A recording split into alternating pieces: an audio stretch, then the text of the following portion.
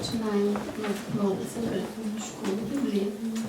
І я тішена бачу, що у нас нових правил навіть більше, як бувалих. Да? Я буду в совести с этим корректовать то, что я собиралась робить, потому что я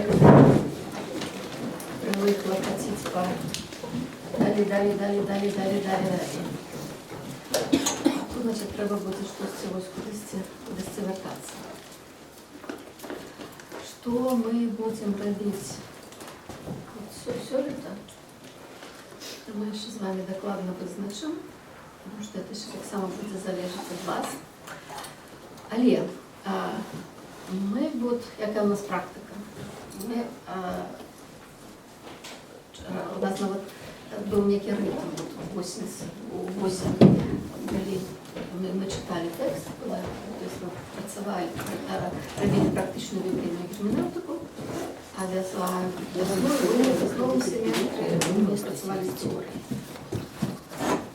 Теперь, как у нас нема 80 основных семестров, то у нас вот такие-то один невеличкий цикл, только на 10 занятков. И я некоторые была у великим здумении, что нам робить, на эти 10 занятков, что мы можем поспеть. Я подумала, что мы с вами родились, да? И что мы мовчимо, куди ще будемо вертатися. Ми трохи робили старожитний Близький Сход, як основу для і культурний бекграунд, основу для свідомості, для усіх біблійних концепцій. Да? І ми працювали з біблійною теорією, працювали, власне, з біблійними текстами. Причому з якими текстами ми працювали? Ми працювали завжди з текстами з книги роду. З самої першої книги. Ми працювали або з історіями створення, або з патріархами. Вот все. Больше мы никуда не выходим.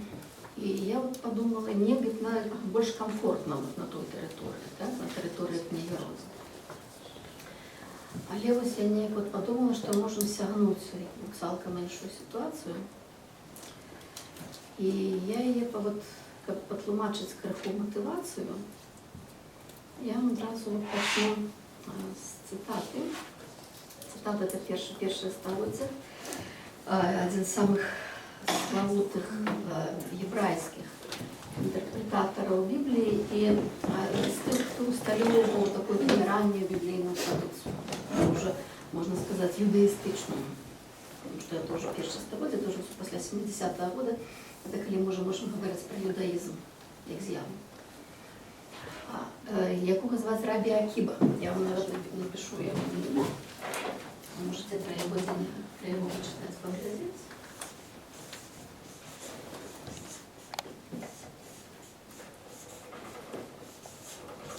Рабі Акіба, або ще пишуться, мовляється, як ви, ще пишуться як Рабі Акіба. Докладно Рабі Акіба бен Йосеф, вже докладно. Але його зовут, звичайно, Рабі Акіба. Это вот первое століття, да, это здесь вот. И вот сирот, вот у Мишні, одним з складальників, який він був, є такий текст Мишна Юдаїм. Рабі Акіба сказав: «Хай небо боронить, как хоть один человек у Израиля, а спречував, что песня песню робить руки нечистыми, бо увесь сусвет не варты того дня, коли песня песню была дадена Израилю, бо все писания святые, але песня песню есть святое святых». Представляете себе? Сейчас мы говорим про эти святые тексты, які не самі по собі, які вони свою власну коштовність мають, яку вони мають коштовність в цьому контексті святості, яка їм нададена, знову-таки, культурним контекстом цивілізаційним, релігійним. І тут Серон Гетер бачив нечекано таку заяву, що как бы все Писания святые.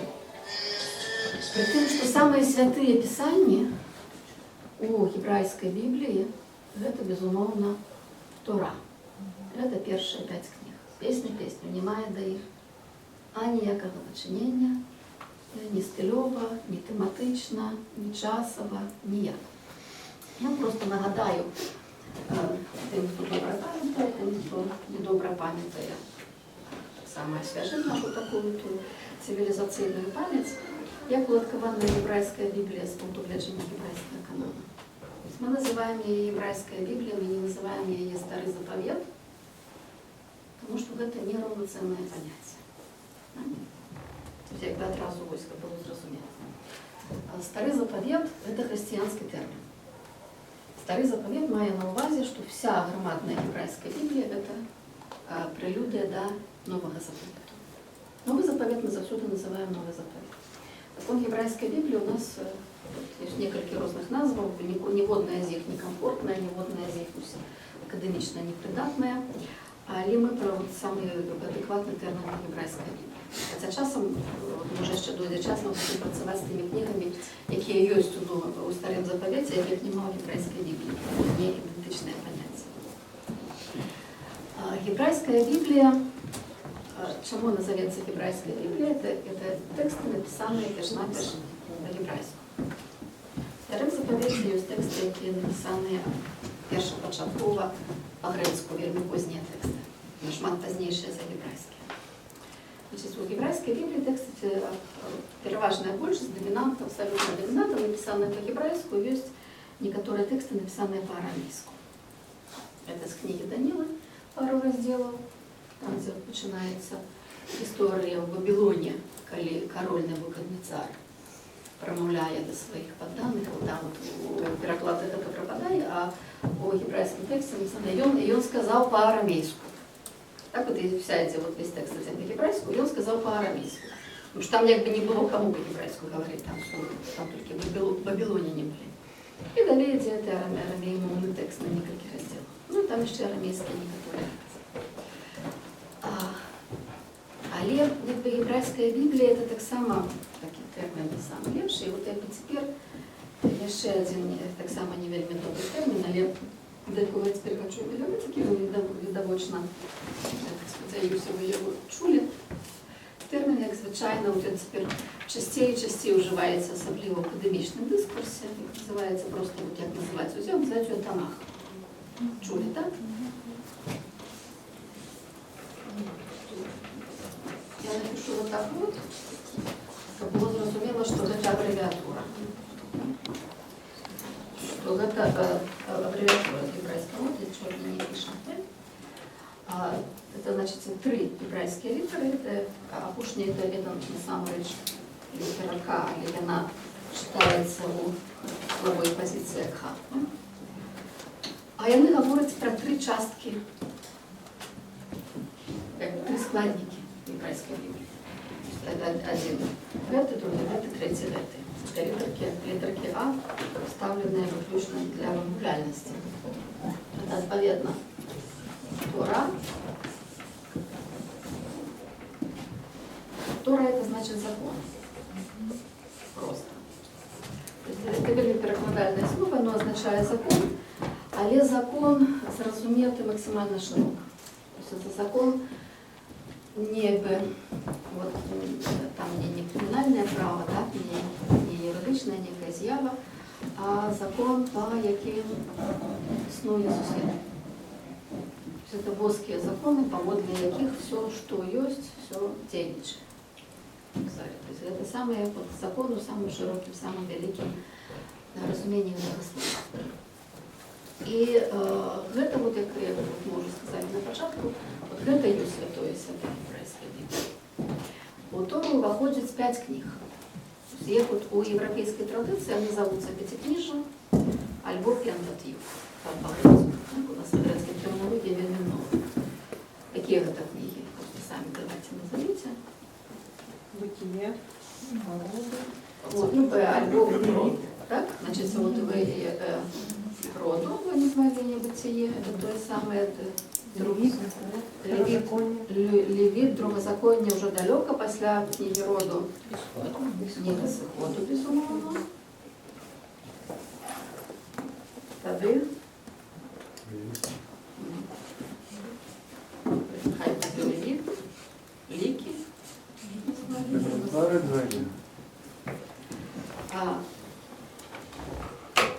Вот гэта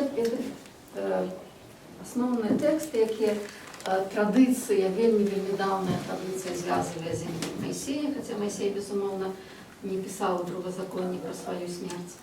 Безумовно, гэтыя тэксты пісаныя в розныя часы, рознымі аўтарамі, в розныя стагоддзі, складаліся, все маюць свою гісторыю, і кампіляцыя вот гэтых іх 5 кніжак таксама мае сваю гісторыю, якую мы не будзем чапаць цягам нашого уроку.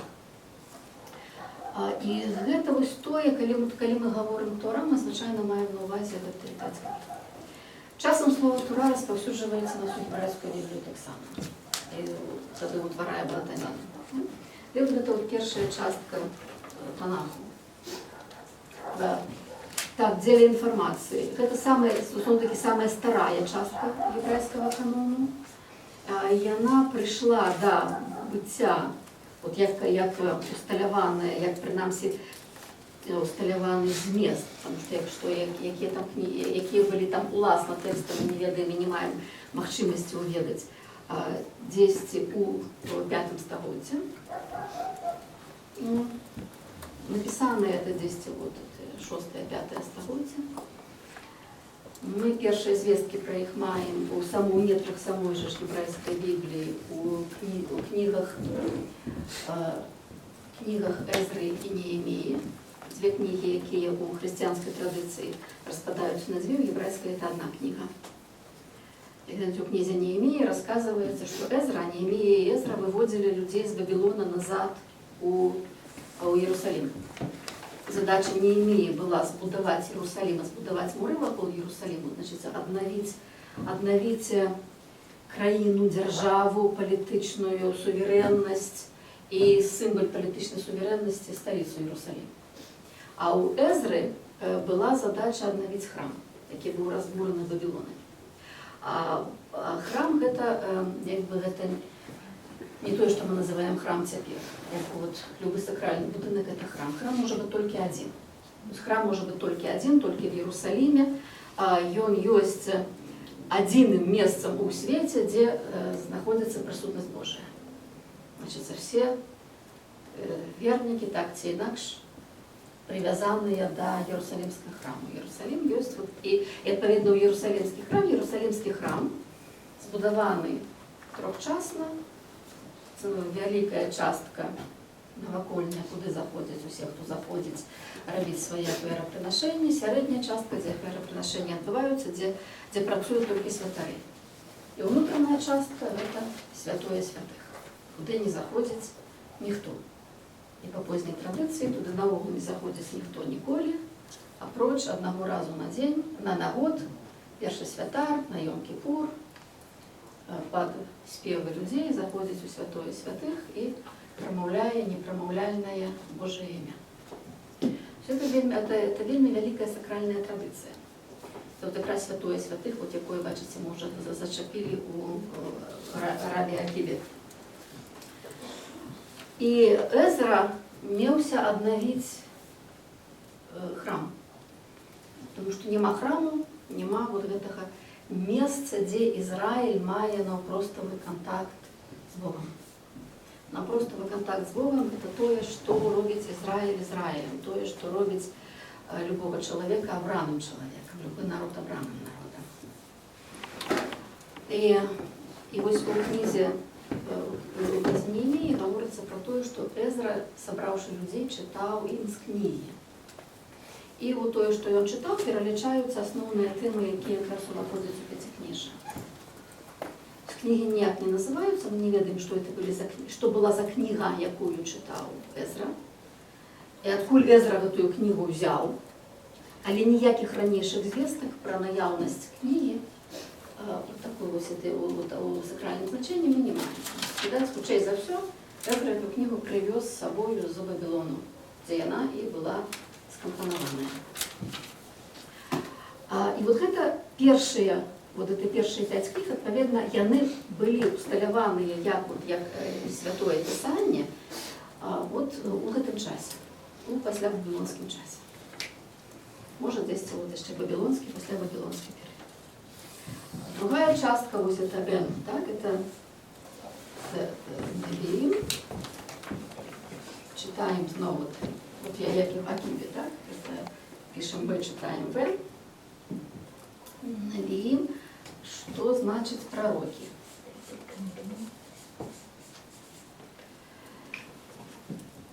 И это канонизация гэтых кніг, тут много кніг уваходить, это кніги, які в християнской традиции абсолютно по-іншому скомпоновані і згруповані, Невиим, вони починаючи від історичних книг, які йдуть одразу з Другозаконнями, це книга Ісуса Навіна, яка просто протягує історію, яка розказується у Другозаконні. Вона якби одна і та ж історія, яка розказана у двох книгах, одна частка її потрапляє у Тору, друга частка потрапляє уже у пророки. Бо Другозаконня скінчається смертю Мойсея, а книга Ісуса Навіна, яка починає з собою пророки, розказує, як починає завоювати обіцяну землю. І далі все, що відбувалося на обіцяній землі. І далі всі пророки, які, звичайно, ходили частей за все. Найчастіша ситуація – це пророки, які приходять в Ізраїль, з Юдеї в Ізраїль, і змагаються з тим, що люди Ізраїля відпали від віри у одного Бога Яхве і не вертають їх до віддання віри. Вся історія, яка відбувається стагоддя у стагоддю, вона повторяється та сама. Ізраїль регулярно відпадає від віри, і пророки регулярно не вертаються. Ізраїль не вертається, тоді приходить знову пророк, тому що Ізраїль знову відпав. Ну, це більша історія. Ми так само про це вже неодноразово казали, що, в принципі, Ізраїль і Юдея вельми різні цивілізації. Ізраїль і Юдея, які утвораються після засідання на обіцяній землі, яку спочатку керують судді, а потім керують королі, короткий час, утвораються поки перші 3 короля Одного королівства, це дві різні, як планети, злучені у одного. Це Юдея і Ізраїль. Юдея – это горные земли, люди-намады, люди-кочевники, які займаються живологодовлею, як всі намади, які переміщаються у наметах, і для яких ось ці основні відносини, як люди пустині, так, там, де ось це я і Бог. І люди, які вельми жорстко несли цю віру у одного Бога. А Ізраїль дольний, уродливий, сільськогосподарчий, там городи, там люди живуть у городах, як весь старожитний Близький Сход, значить це городи – це основа життя. І так як це сільськогосподарча земля, вона абсолютно інтегрована у навкольний світ, вони працюють з тими самими боствами, силами, духами, які допомагають людям у житті, особливо в цьому агрокультурному циклі. І ті самі божества, які домінували там у Сіропалестині, то, що мовно ми називаємо Сіропалестину, в Сходньому Міжземномор'ї, ті самі були в Ізраїлі. Ізраїль притягнути до віри у одного Бога Яхве було не так просто. Тому то, в принципі, чим в великій степені пророки займаються. А тут пророки, зрозуміло, термін зрозуміти не так, як і у християнській традиції. У християнській традиції під пророками мається на увазі 3 книги великих пророків і 12 книг малих пророків, які всі 12 у єврейській традиції є одною книгою. У єврейській традиції це вельми велика кількість. Яны были канонизованы у вельми таким уникальным периоде, коли вот это Израиля на тот час уже давно не было, Израиль был знищений асирийцами прикладно в 7 столітті до нашої ери. Цалком. То есть, коли Вавилон пришел в Иерусалим, Израиля уже не было. што была толькі юдэя. Калі юдэя разам з усім сваім культурным мільё потрапіла ў склад эліністычнага грэцкага свету, гэты эліністычны свет наступаў вельмі шмат у чым, у тым ліку у рэлігійным сэнсе. І калі там адбываліся спробы там у храм, які можа быць толькі адзін, як вядома, занесці статую некага гэтага эліністычнага божства, што выклікала магутнае паўстанне пад кіраўніцтвам братоў Макабеяў, якія амаль на 2 стагоддзі адбілі юдэю ад астатняга свету. І быў такі анклаў, такі вельмі ценны, тому што юдэя малюсенькая, це зусім крохотная краіна. Але уявіце сабе такое велізарнае эліністычнае мора і малюсенькая краіна, якая адбілася ад гэтага эліністычнага свету. І утварыла сваю дынастыю, якая звалася Хаснанеямі, гэтыя самыя браты Макабеі. І ў той час зноў была велізарная патрэба ў фармаванні у разуменні таго, хто мы такі. Як скажем, чаму Бабілоне ўтвараецца першы канон? Чаму Бабілон, менавіта бабілонская сітуацыя, выклікае патрэбу кананізаваць што-небудзь, абраць нейкія тэксты. Таму што в Бабілоне, калі юдэя патрапляе, Іерусалім патрапляе в Бабілон, людзі пераселяць на Бабілон, яны патрапляюць са сваёй сітуацыі цалкам іншую. Яны патрапляюць у іншы свет, у свет, які ёсць цэнтрам усяго тагачаснага свету, дзе праходзяць, пракручваюцца хвалямі все цывілізацыі, все, што ёсць, все цывілізаванага на зямлі, все пракручваецца праз Бабілон. Бабілон – гэта надзвычай цывілізаваны горад, вельмі шматмоўны, вельмі шматэтнічны, шматрэлігійны, шматкультурны, комфортны для жыцця, і зразумела, што як гэтыя імігранты, якія патрапляюць у ту вышэйшую цывілізацыю, звычайна маюць тэндэнцыю распусціцца ў гэтым цывілізацыйным моры, адаптавацца да яго. У Ізраілі была гэта, у Юдэі была гэтая ж самая магчымасць, альбо стаць бабілонцамі, чаго ад іх вымагаў гэты час і вымагала сітуацыя, альбо застацца самімі сабой. Каб застацца самімі сабой, трэба было зразумець, а хто мы такія? Хто мы такія? Калі яны разумеюць, што яны іншыя, але адна рэч мы разумеем, а іншая рэч, каб мы маглі гэта прамовіць, каб мы маглі гэта сапраўды асэнсаваць. Адбываецца велізарная інтэлектуальная рэфлексійная дзейнасць з тым, каб асэнсаваць, хто мы такія ў дачыненні да усяго гэтага цывілізацыйнага мора, якое іншае, якое гатовае нас паглынуць, якое зразумела цікавае, там, дзе культура багацейшая, дзе тэкстаў нашмат больш, і тыя тэксты, якія зноў-такі там яны да нас даходзілі яшчэ, калі мы былі на сваёй радзіме, таму што гэтыя бабілонскія тэксты не могуць не даходзіць там в іншы свет, яны даходзяць паўсюль. Бабілонскія ідэі, бабілонскае бачанне свету, оно даходзіць паўсюль. Мы дагэтуль з вами, так? Мы дагэтуль з вами свет уяўляем па тых мерках, якія былі зададзеныя в Бабілоне. Мы дзелім кола на 360 градусаў, дзелім эту, калі мы зямлю сваю дзелім на меридыяны, так? Мы дзелім на все на гадзіны, секунды, так? І час выдзелім на 24 гадзіны, 2 разы по 12, прычым нават да гэтага і гадзіна ў нас 60 хвілін, хвіліна ў нас 60 секунд, это бабілонскі тып бачання свету, і тыя самыя 12 узору і экліптыкі, якія падабраў Бабілон і назваў дакладна гэтымі жывёламі, якія пасля іх перайшлі ў Грэцыю, з Грэцыі дасталіся нам. Мы разумеем свет, і тыя зямныя і нябёсныя яшчэ ў вельмі вялікай ступені быў дадзены Бабілоном. Безумоўна, Ізраіль таксама быў пад велізарным бабілонскім уплывам. І ён патрапляе ў гэтую цывілізацыю, ў гэтую краіну, якая уплывае на ўсё астатняе. І што рабіць? У гэтай сітуацыі сапраўды мусіла адбыцца вельмі напружаная, вельмі інтэнсіўная рэфлексійная дзейнасць, тым, каб асэнсаваць, хто мы ёсць. І дзеля гэтага былі прасеяныя, прафільтраваныя, адрэдагаваныя, скампанаваныя тэксты. Былі гэтыя тэксты, скажам, тэксты некаторыя вельмі старажытныя. Але былі яны запісаныя, ці яны хадзілі ў вуснай традыцыі, ці яны хадзілі в розных варыянтах, як там, вельмі часта, скажем, з фальклорным, напрыклад, так?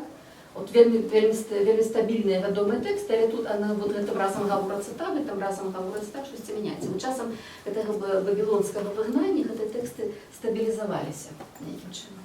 То есть яны сапраўды ўжо было адабрана, што было важна. І вот зараз вот і хасманейскай дынастыі, хасманейскім крохатным каралевстве, вакол якога знову абсалютна іншы чужы свет, зноў была патрэба вызначыць, хто мы ёсць. То есть новы крызіс і крызіс, які вымагае зноў асэнсавання таго, хто мы і што мы. Не было б крызісаў, мы бы і не задумываліся, звычайна, хто мы і што мы. Гэта стандартная сітуацыя чалавечая.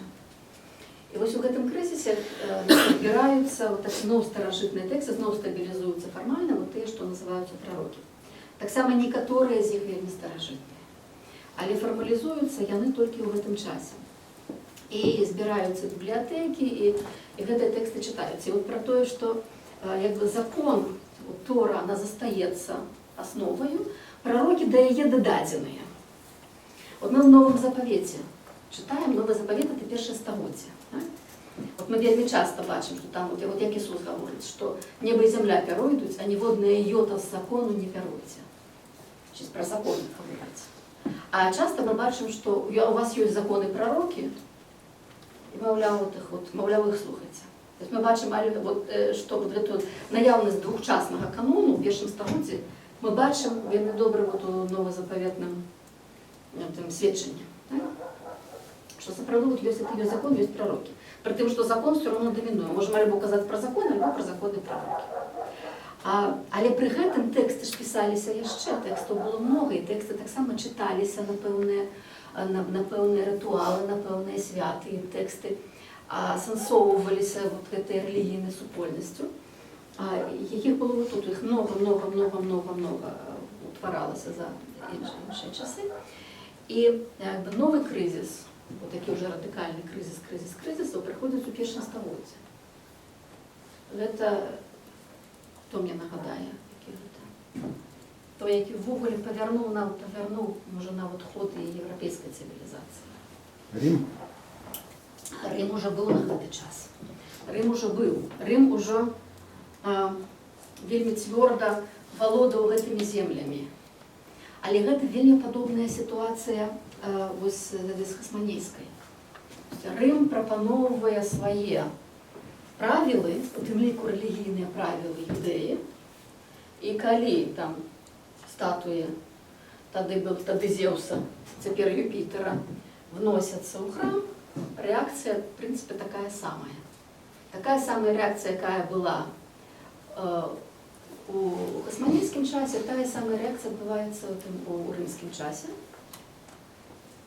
Израиль – это назва народа ў любым выпадку. Тут уже краіны Израиль не малі, народ все равно завецца Израиль. І Израиль выбухае супраць Рыма. І адбываецца магутнае паўстанне 70-го года. Да. И досыць несвязана, конечно. Адбываецца гэта магутнае паўстанне, якое мяняе ўсё. Якое дакладней не само гэта паўстанне, бо гэта паўстанне прайграла в адрозненне ад папярэдняга. І вот гэты крызіс абярнуўся на Вавілоне, нават на самаасэнсаванне. Гэты крызіс другі таксама абярнуўся на некае новы ўзровень разумення сябе. Гэты крызіс быў зусім іншы. Гэты крызіс вёў фактычна да знішчэння народу. У гэтым крызісе выжыць было вельмі цяжка, таму што Рым адрэагаваў надзвычай жорстка. Былі прысланыя лепшыя легіёны, кліканыя з іншых куткоў Рымскай імперыі. І да таго ўсё, рэлігія юдэйская вельмі добра талеравалася ў Рымскай імперыі, вельмі добра распаўсюджвалася ў гарадах Рымскай імперыі. З гэтага моманту ўсё, она не распаўсюджвалася, быў забаронены празелітызм, значыцца набіранне новых паслядоўнікаў, і пачаўся дзяржаўны антысемітызм, які мы з вами не расхлябаем яшчэ дагэтуль. Тут пачынаецца у выніку знішчэння гэтага паўстання 70-го года. Ён дастаўся хрысціянству разам з Рымскай імперыяй, дзяржаўны антысемітызм, ну, пішоў, паехаў далей. Розным чынам праяўляючыся праз стагоддзя. І гэта змусіла, тут у гэтым паўстанні, у гэтай вайне было фізічна знішчана вельмі многа тэкстаў, дакументаў, манускрыптаў, апроч артефактаў, вельмі важных для народнай самаідэнтыфікацыі, нейкіх сакральных рэчаў, якія былі там у цэнтры пэўных культаў. Але проста нават уласна гэтыя тэксты фізічна былі вынішчаны. І вот тое, што захавалася, тое сталася пачаткам новага асэнсавання сябе. І была патрэба велізарная прадумаць, што нам рабіць цяпер, хто мы такія цяпер, калі нас і засталося мала, калі нашага засталося мала, калі зноў храм разбураны, зноў разбураны, прычым так, што там як была і зямля заараная вакол яго, так? Нават і не падысці. То есть уже ніякіх надзеяў на блізкае аднаўленне няма. Апроч гэтага, што яшчэ адбываецца як бы мала таго, што Рым такім вельмі цяжкім молатам ударыў па народзе і па яго традыцыі, яшчэ тут ж пачынае на гэтай жа зямлі развівацца хрысціянства і набіраць сілу. І што робіць хрысціянства? Хрысціянства бярэ тыя самыя тэксты, гэтыя, і яшчэ все тыя, якія не арганізаваныя, называе іх сваімі і па-свойму іх інтэрпрэтуе. І хрысціянскія інтэрпрэтацыі часам выклікаюць вельмі вялікае пярэчанне у перажыўшых 70-х год. Таму ёсць сапраўды надзвычайная патрэба сказаць, што ёсць наша, як Бог гаворыць мору, дасюль ні кроку далей. І напрыканцы першага стагоддзя дзесьці адбываецца, відаць, некі сход рабіністычны, які фармалізуе, што з астатняга можа патрапіць у канон. Канон – это тэрмін, які ўзнік толькі ў 4 стагоддзі ў сувязі з хрысціянскімі тэкстамі. Але першы канон зрабілі ўсё роўна юдэі. І тады гэтае ха, якое насамрэч ка, трэцяя частка фармалізуецца, якая завецца кетувім, або читаецца кетувім. Катав читать.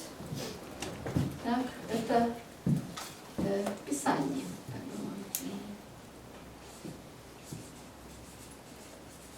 Писание. Закон, пророки и Писание. То есть это формализуется у конце першого стагоддзя. Дакладна, як ідзе, мы не ведаем, тому што там ёсць такія акадэмічныя спекуляцыі, якія былі нават кансенсусам навуковым, потом адпалі ад кансенсуса, уже потом былі разбіты. Так што мы не ведаем, і нас з вами это не цікавіць. І туды ўвайшла яшчэ вельмі вялікая колькасць тэкстаў, і быў больш-менш сфармуляваны прынцып, якія тэксты могуць увайсці ў канон, якія не могуць. Мы зноў вяртаемся да нашай песні. То есть якія тэксты могуць увайсці ў канон? Ну, па-першае, тыя ж напісаныя па гебрайску. То есть грэкамоўныя адразу адпадаюць. Па-другое, зноў была ідэя, што дзесьці у гэтым часе гэтая інспірацыя скончылася, то есть тэксты абмежаваныя часам. Тэксты напісаныя там дзесьці да 4-го стагоддзя. Туды патрапілі пазнейшыя тэксты, таму што іх дакладна дату ніхто не ведае, па-першае. Па-другое, скажем, кніга Йоны, малады вельмі тэкст, але яна гаворыць пра Асірыю, пра разбурэнне Асірыі, то есть пра 8-е стагоддзе. Ну, значыцца, па часе патрапляе ў канон, і Йона, калі ласка, пайшоў. Па-трэцяе, гэта мусіць быць адаптаваная ў рэлігійнай супольнасці. То есть тэкст павінен чытацца хоць калі-небудзь, хоць в одно свята года.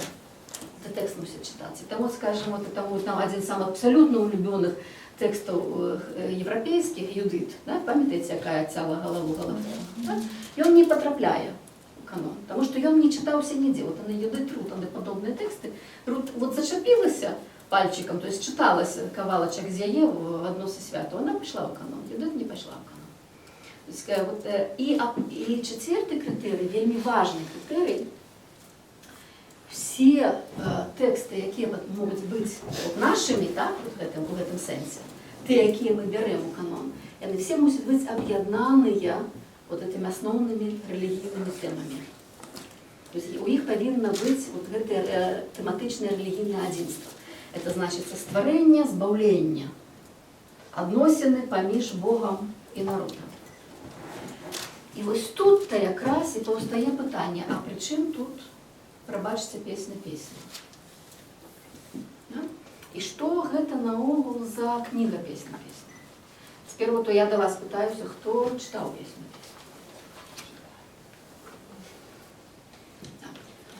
Теперь, кто не читал, коли ласка, поднимите руки, как бачите, значит, у кого это вот уже натягнуто до напрямки, да? На маленьку. Яке треба прочитати. Гэта, да, ти хто читав? Про що гэта? Про любовь.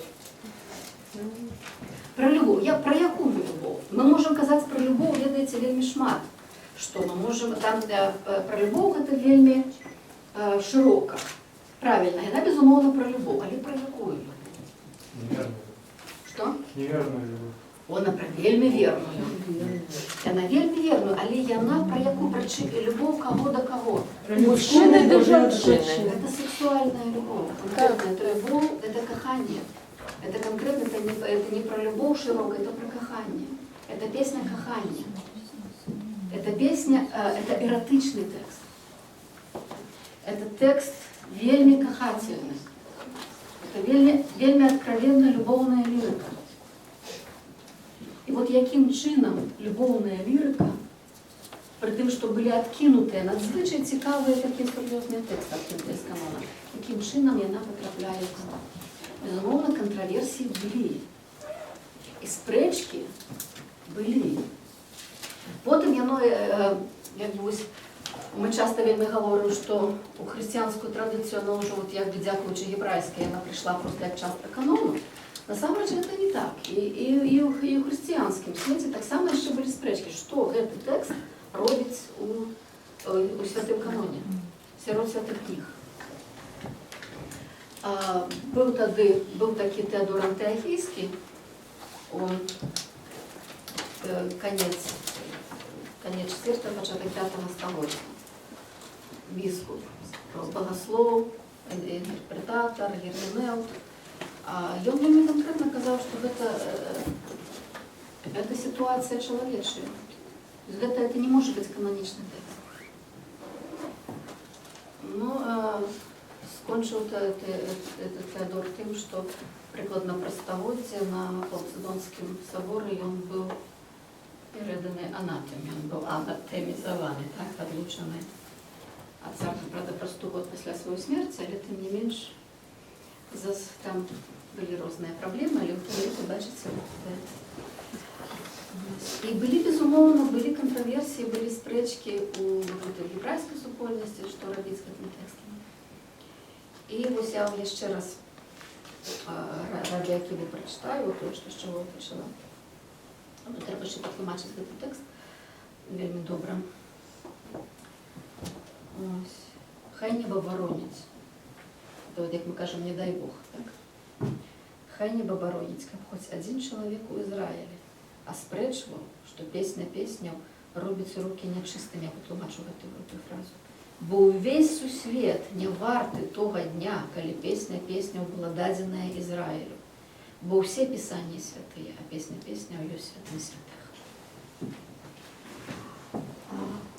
І вот это в том часі, в этой контроверсії якраз сказано. Сказано надзвичайно. Вот эта моц этого казання, магчыма говорить про моц супротивлення. Коли супротивлення слабое, то нема сенсу так відстоюватися. Але от відстоюватися настільки моцно, що там уже ви спробуйте перечити, коли вже вам так говориться. І от глядите, от я вертаюся до цього питання, що пісня пісню робить у Святому Писанні? Як вона може бути, як рабі Акіпа може таке казати, коли значить, яна до Тори нічого не має. Яна по часі худше хутчэй за ўсё, таксама настолькі позняе, што ніяк не павінна быць у Канадзе. Паводле мовы гэта другое стагоддзе па нашай эры.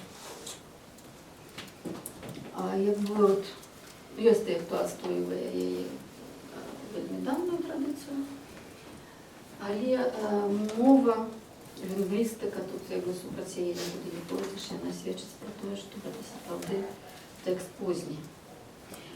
І вот гэтай рэлігійнай вялікай тэмы, так, там як бы ёй няма. Якім чынам яна патрапляе? Як яна павінна быць прачытана, каб яна от стала, каб можна было пра яе такое сказаць, і каб яна проста патрапіла ў гэту канон? Як вы думаеце? Видимо, под мужчина и женщина подразумевается там Бог и человек, там любовь, Бог, человек. Гэта абавязкова павінна быць боская любоў. Абавязкова, так. Важно для человека, а может для всего для Израиля. Ну, как в христианстве, там Христос это мужчина, а душа человеческая это женщина. Душа чалавечая, альбо ведаецца царква. Ну, среда есть это. У хрысціянстве, слушна, у хрысціянстве яна прачытывалася як любоў Хрыста і царквы. Вот таким чынам. У гэтай традыцыі першага стагоддзя яна прачытывалася, ну так вот грубо кажучы, таму што мы будзем глядзець, так, што яна прачытывалася як любоў Бога і народа, і Ізраіля. Што такое ўвогуле любоў Бога і Ізраіля? Это адна з дамінантных, адна з асноўных тэмаў усяе гебрайскай Бібліі. І яна вельмі добра прасочваецца. Скажем, вот у гэтым тэксце вам трэба сапраўды як бы, ну, зрабіць сабе вот гэты бэкграунд, вот просто вот прымусіць сабе бачыць эратычны тэкст як тэкст пра любоў Бога і народа. У іншых тэкстах гэта нашмат больш празрыста. Пра што ідзе гаворка? Гаворка ідзе пра тое, што вот самі ввогуле адносіны, якія мы называем рэлігійнымі, адносіны паміж Богам і народам інтэрпрэтуюцца менавіта як адносіны, так бы мовіць, мужа і жонкі, альбо жаніха і нявесты. Тут гаварыцца трэба, каб вы разумелі, каб гэта не было дзіўным, это метафорыка, потому что это все это як бы метафорыкі старажытныя і іншых моў, іншых культур, каб мы не зразумелі, не трэба іх трошечку арыентавацца. Народ, краіна заўсёды жаночага роду у семіцкіх мовах. То есть, калі мы кажам краіна Ізраіль, а вот цяпер нават калі мы там кажам, это Эрец Ізраіль, так? Краіна Ізраіль, Ізраіль. Краіна это заўсёды, горад, это заўсёды жаночага роду, заўсёды яна. І вось, скажем, у гэтай песні там такія як бы не персонаж, а конгломерат персонажаў, які завецца дочкі Сіёна. Дочкі это звычайна як мы таксама гэта стандартны прыём семіцкіх моваў, казаць там сын чагосьці альбо дачка чагосьці, і сын альбо дачка будзе залежаць ад агульнага разумення роду гэтай з'явы. Калі мы кажам там заўсёды сыны чалавечыя, мы не можам сказаць дочкі чалавечыя. Это немагчыма сказаць па-семіцку, таму што чалавек мужчынскага роду. Значит, сыны чалавечыя. Пад сынамі чалавечымі мы можам разумець уже і жанчыны, і мужчыны, і каго заўгодна. Але заўсёды сыны чалавечыя. Вот таксама не могуць быць сыны Иерусалимскія. Мы не можам сказаць сыны Иерусалимскія, можам сказаць дочкі Иерусалимскія. Потому что Иерусалим это яна. То есть, калі мы говорим про Иерусалимлянаў, то будут дочки Иерусалимские. И вот это заўсёды, это бессцертая метафора. Там, калі мы кажем, притым, калі мы кажем сыны чалавечыя, мы маем на увазе людей, а не сыноў, не дзяцей людей. Так вот, калі, например, там про кого-нибудь говорится сын хлусни, это гучыць як метафора, или что это значит? Значит, что это хлус. Просто. І так само, калі хлусня мужчынскага роду, то это будзе сын хлусні. Калі это пра жанчыну, так уже гаварыцца не будзе, уже будзе што-небудзь іншае знойдзенае. Сказаць там, вот, дачка, по-беларуску бачыце і мана, і хлусня, ну, падман можна, так? Вот сын падману, дачка хлусні, напрыклад, так? Можна было бы так, каб было зразумела. І гэта вот тут падыход да разумення таго, што адбываецца.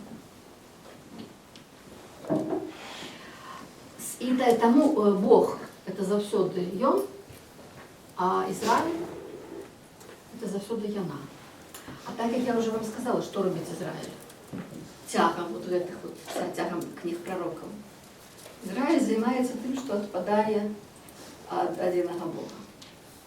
І гэта як бы вот прамаўляецца зноў-такі моваю любові, моваю жонскіх адносінаў.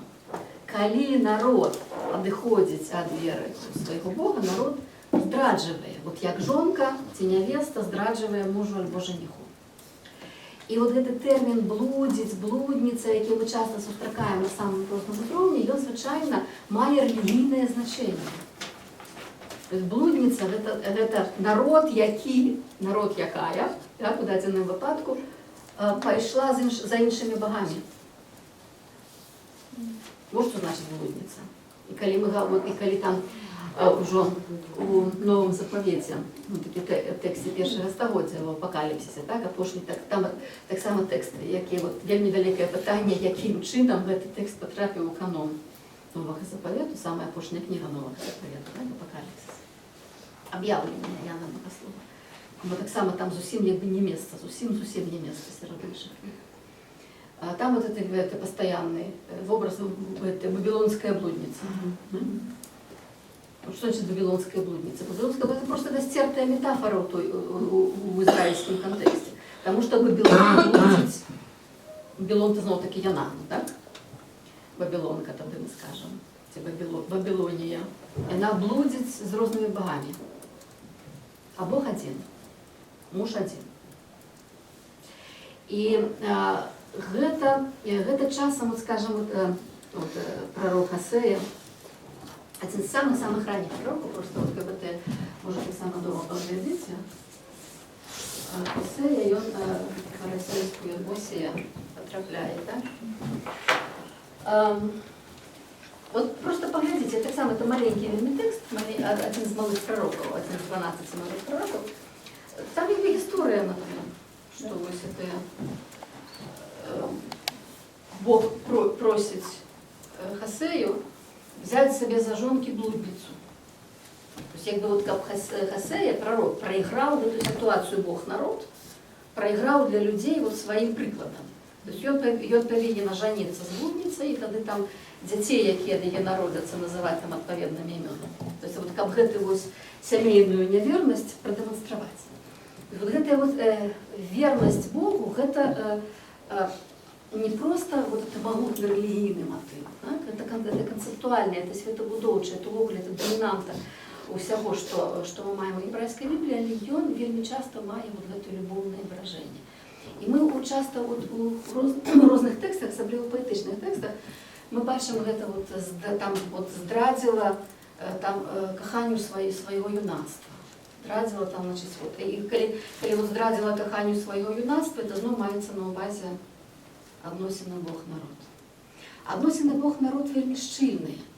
І вот гэта, чаму менавіта гэты вобраз сужонства выбіраецца, чаму ён гучыць, таму што ён уздзейнічае на чалавека больш як якія-небудзь іншыя інтэлектуальныя канцэпты. Таму што ў чалавечым свеце, у монагамным свеце, які ёсць старажытны Блізкі ўсход, так, але, конечно, не каралі, не каралі ізраільскія, да?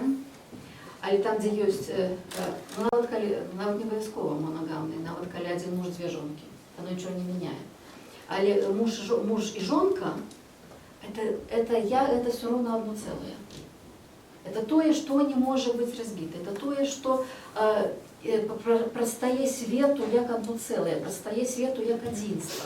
І якое адносіны ўнутры сям'і, таксама яны абсалютна сакральныя, але яны тычацца гэтых двух чалавек ці трох чалавек і Бога. Больш нікога. То есть гэта вельмі шчыльныя адносіны. І чалавек разумее сям'ю звычайна як адзінства. Не як там вось вот што там пришел, побыл у той сям'і, то ты пайшоў там у іншую, то сям'я нешта такое пераходнае. Сям'я гэта тое, што сапраўды робіць чалавека. Сям'я менавіта вот у сэнсе не дзяцей, а у сэнсе муж-жонка. І таму гэты вобраз вельмі важны ў гебрайскай бібліі, хаця ён прайграецца на другіх узроўнях. Напрыклад, калі я згадала, што спачатку краінаю кіравалі суддзі, а потым каралі. Чаму спачатку суддзі, а потым каралі? Таксама гэта звязана з гэтай жа самай тэмай. Бо все народы навокал маюць каралей. То есть это стандартные адносіны. Так? Ёсць кароль, ёсць народ. Кароль бярэ на сябе функцыю пасярэдніка паміж Богам і народам. Звычайна. У Егіпце кароль гэта увасабленне божства. У Месапатаміі кароль гэта не увасабленне божства, але кароль сакральным шлюбам злучаецца з багіняю Інана Іштар. У многіх краінах усходняга міжземнамор'я кароль таксама, сын Божий, напрыклад, так? Кароль заўсёды нейкім чынам абагоўлены. І вось калі усталёўваюцца адносіны, што народам кіруе не кароль, а суддзі, а суддзі это, адпаведна, вось яны абраныя з людзей, такія вот, якая задача суддзяў? Развязываць вот все імгненныя, штодзённыя праблемы, якія набеглі паміж людзямі. Вот то, чым павінны займацца суддзі. А чаму не можа быць караля сярод людзей? Таму што кароль это толькі Бог. Таму што гэта абраны народ, таму што гэта народ, які ў наўпроставых адносінах з Богом. І не можа быць караля паміж Ягве і ягонымі людзямі. То есть гэта кароль, гэта толькі Бог. І гэта тое, што робіць Ізраіль унікальным. І вот іронія гэтай сітуацыі, вот она вельмі добра у прарока Езекіэла прасочваецца. Калі якраз вот там у прамовах Бога говорится, ты патрабаваў у мяне даць табе караля, каб быць як усе народы.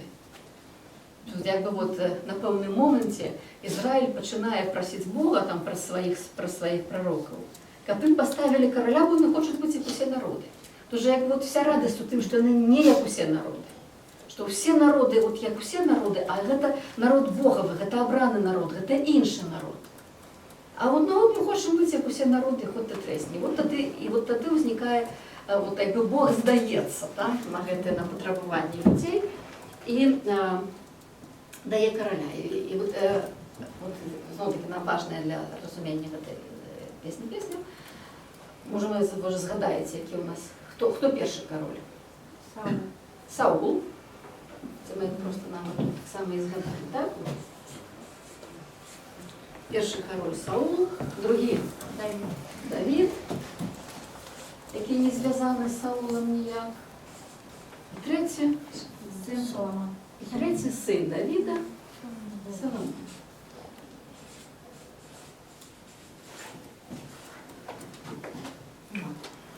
Після смерті Соломона це королівство розпадається на Юдею і Ізраїль. Тобто це тільки 3 королі всього Об'єднаного королівства. А тоді якби Юдея як Юдея, Ізраїль як Ізраїль. Давид застається у єврейській Біблії парадигмальним королем. Ён згадываецца у самых розных кантэкстах, у самых нечаканых кантэкстах, і ён можа прачытвацца нават у тых кантэкстах, дзе нават вы не прыдумаеце. Меркаванне такое вельмі цікавае, там, дзе Ісая гаворыць, кнізе Ісая, дзе ён гаворыць, там это бачанне новага свету, будучыні, шчаслівага свету. Вот памятаеце, можа, хаця бы так, это, калі чыталі, памятаеце, калі не чыталі, можаце памятаць з вашай агульнай культуры, калі там, калі леў будзе пасвіцца з ягнёнкам, калі дзіця укладзе руку у гняздо вужакі, гадзюкі. Пад гэтым дзіцём маецца на ўвазе Давід. Давід это ўвогуле, як бы, пасля таго, як быў гэты чалавек у садзе, тады чалавекам быў Каін, тады чалавекам, парадыгмальным чалавекам быў Ной, тады парадыгмальным чалавекам быў Абрагам, і тады пакуль там не ўтвараецца народ з Абрагамавых, ад Абрагамавага сына Ісака, праз ягонага ўнука Якуба распадаецца на 12 плямёнаў. Але от Давід ён таксама парадыгмальны чалавек. Це чалавек, які грэшны, хлуслівы, але і святы, і чысты, вот там, дзе вот все намешана разам, вельмі складаная асоба, якого вельмі складаныя адносіны з Богом. От Давід — це парадыгмальны персонаж, він парадыгмальны король. А Саламон гэта зусім іншы персонаж.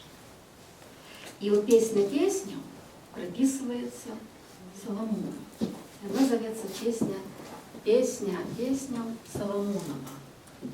Вот у інципіті, у першому радочку, з чого починається вся песня, вона зовется якраз песню Соломонова. Ну, що, безумовно, дає можливість там особливо раннім інтерпретаторам переносити її написання у час Соломона. Так? Час Соломона який? Решта, як і Давіда, як і Саула. Це все одно стагоддя. Яке? Ні, про другое ми говоримо тепер. Это да, ми говоримо про вельми давний час, про початок. Це ще об'єднане королівство, 10 століття. Це 10 століття аж. Так, уже, як я вам сказала, уже у 7 столітті вже Ізраїля не стало. У 6 столітті відбулося Вавилонське вигнання. І там історія Ізраїля закручується. Але Соломон – це персонаж, сам персонаж 10 століття, не буде. При тим, що, от, ну, не веду, треба вам це ведати, а не треба, що ніяких наукових підтверджень існування Соломона у нас немає. Давида у нас так само не было, а вот совсем недавно там некая инскрипция про дом Давидовый. То есть и Давид, и Соломон — это персонажи вот, разных библейных текстов, які весь час проігнують з різних часов, а так само от екстравіблістичної традиції. У тим ліку мусульманська. Тобто нашмат пізніші традиції. У мусульманській традиції Давид Давидом, а Соломон – это один из самых важных новых персонажей в Коране.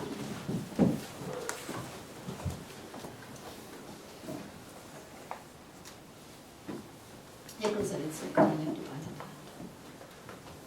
Сулейман, так? Знайоме ім'я?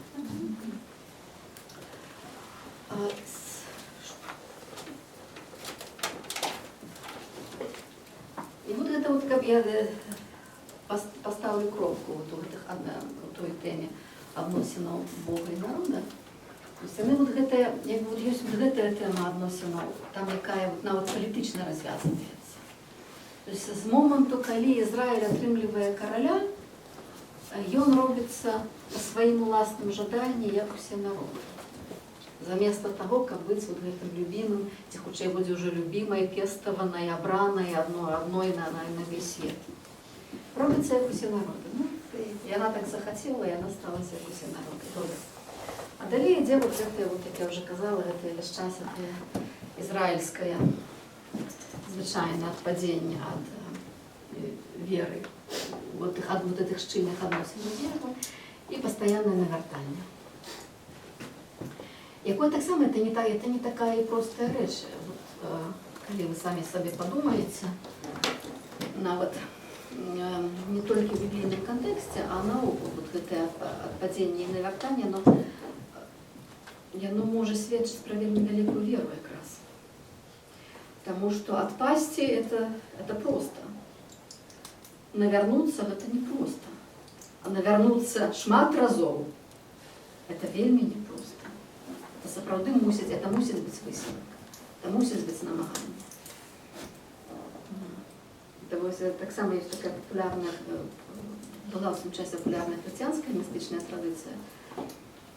традиция молитвы, якою была эта оговорка про это, что ну як же, вот я же там под час молитвы, я там 20 разов моя увага кудись адыходзіць, там то на муху загляжуся, тут свої думки пайшлі, то там яшчэ што-небудзь. На что там уже гэта які-небудь там святар, там це старейший, ему говорят, ну так, или что 20 разов вертався. Так То есть вот гэта бо добра адпасці і застацца ў сваёй адкладзенасці, але трэба адпасці і вярнуцца, і вярнуцца, і вярнуцца. То есть гэта вот гэтыя, адпаведна, гэтыя адносіны адзінства, это таксама пастаянная праца. Адыходу вяртання. Яна звонку, она можа глядзецца як цельнасць, потому что ну, вот весь час разом, все равно Израиль весь час з Богом, так це все равно жонка весь час з мужем. Але што гэта каштуе Ізраілю, там што гэта каштуе жонцы, гэта звонку не відаць, але гэта велізарная ўнутраная праца.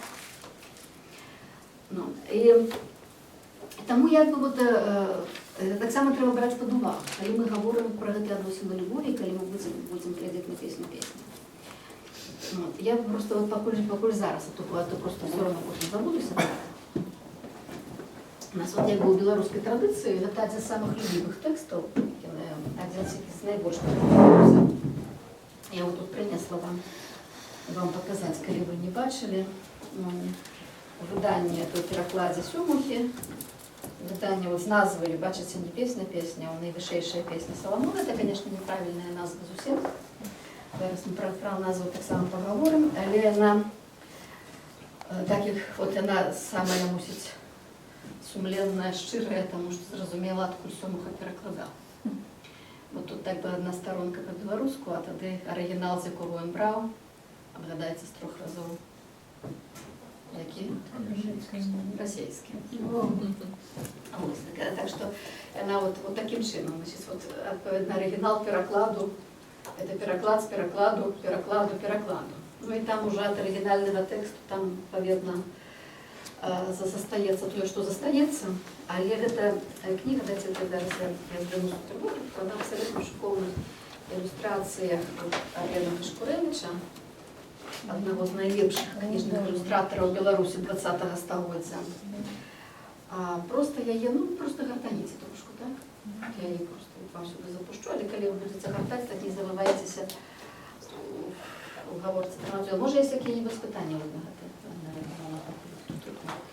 А дійшли, то потім, хай ласка. А ці читається гэты тэкст у церкві на якой-нибудь свята? Не у церкві, а у єврейській традиції. У єврейській традиції ён читається ні много, ні мало на Песах. Ён читається на одно з самих головних святів, на парадигмальне свято. На вот калі узгадываецца вот основный момент закладания основаў народу в выход з Египту. То есть это на Пасова, Песах, Пасха, так? Вот, яно читаецца якраз у шаббат на Пасху. То есть як бы самый такі вот один з самых сакральных моментов году читаецца кавалак з песня. Так что так само так вот паводле Раби Акибы, можно сказать. У христианской литургичной традиции не читается. То есть она вельми популярная, это вельми популярный текст, вельми шанований текст, але вот так вот на просто вот в основном литургичном тексте он не знаходится. Ще може які-небудь питання? Ага. А чему назва Фанах вирішиться так само некомфортно для евреев? Ну, что это за назва? Почему нет? Ну что это аббревиатуры, это завсюди аббревиатуры. И сами евреи так называют свой текст. Почему нет? Ну, бачите, вони самі називають назви у книг греки придумали. Так? Називають книги. По-єврейську книги називаються першим значним словом. Да? То есть они не называются, вот они бытцо, они роду. Менавіта з ідеєю позбягать приляплять назви на їх. Вот это вот вельми важно. Ну вот это, как бы, эта аббревиатура, она и есть аббревиатура, и она не может быть ужитая широкая. Она вот менавіта, ну, вот для академічного світу. Так, то есть она не может, вот вы там, коли вы можете любую назву книги згадывать, и на вот, в любом контексте, на вот религийном контексте, но вы не будете казать она в религийном контексте. В религийном контексте все равно будете казать Тора.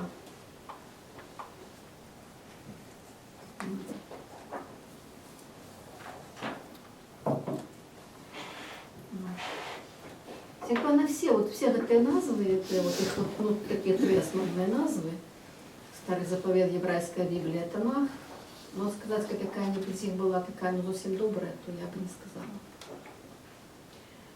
Танах, это він тепер усталювався як Танах, і він починався хоча як Тенах, бо що тут які голосні вставити, це не важно. І голосні не мають значення. Ну, це просто вот это триязичні гуки, які сполучаються. Ну, вот это все ж таки не назва, это не слово.